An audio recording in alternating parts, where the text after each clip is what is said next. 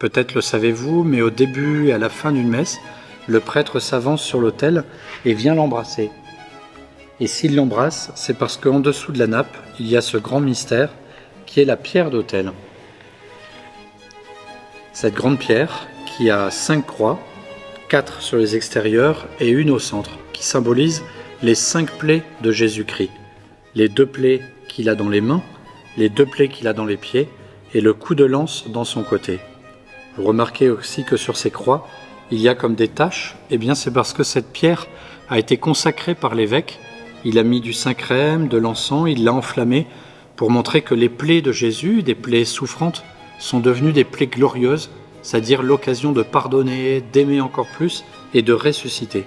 Et c'est pour cela que le prêtre embrasse cette pierre pour dire le Christ est ici présent, il est ressuscité et je l'embrasse pour commencer la messe et je l'embrasse pour finir cette messe.